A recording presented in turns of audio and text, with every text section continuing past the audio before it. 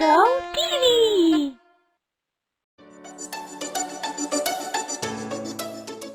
एक गांव में राम अवतार और उसकी पत्नी रेखा रहा करते थे और उनके साथ उनका घोड़ा मोती रहता था।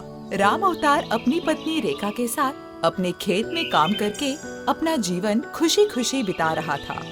राम अवतार जब भी किसी काम से बाहर जाता तो अपने घोड़े मोती के पीठ पर बैठकर अपना काम जल्दी ही पूरा कर लेता था। एक दिन रेखा ने अपने पति से कहा, जी सुनते हो, आज मुझे पास के गांव में घूमने का बड़ा मन कर रहा है और खेतों पर ज्यादा काम भी नहीं है, तो क्या आप मुझे ले चलोगे? अरे भाग्यवान, अगर तुम्हारी इच्छा है तो शाम को अपने मोती के साथ जरूर चलेंगे। शाम होते ही राम अवतार और रेखा मोती के पीठ पर बैठकर घूमने चले गए। कुछ दूर चलते ही पहला गांव आया जहां चौपाल पर कुछ लोग बैठे हुए थे।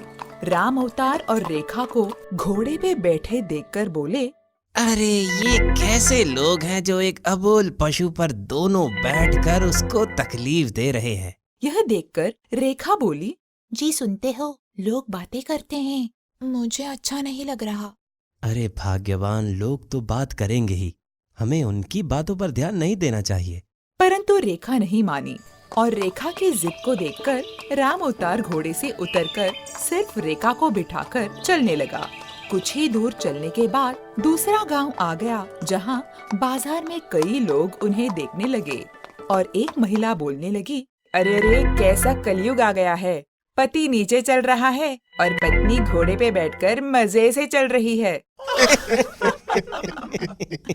ये देखकर रेखा अपने पति से बोलने लगी, जी लोग मुझ पर हंस रहे हैं, मुझे अच्छा नहीं लग रहा। भाग्यवान, लोगों की बात पर ध्यान मत दो। पर रेखा की जिद के आगे राम अवतार की एक न चली और रेखा घोड़े से उतर गई और राम अवतार को बिठा दिया और आगे चलने लगे। कुछ दूर चलते ही एक और गांव आ गया जहां मंदिर के आगे कई लोग बैठे हुए थे। उनमें से एक बुजुर्ग बोले, अरे कैसा निर्लज व्यक्ति है, अपनी पत्नी को नीचे चला रहा है और खुद घोड़े पर बैठे हैं। वाह रे मर्द।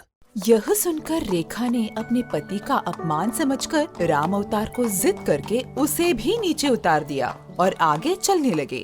अरे कैसे मूर्ख व्यक्ति हैं, घोड़ा होते हुए नीचे चल रहे हैं।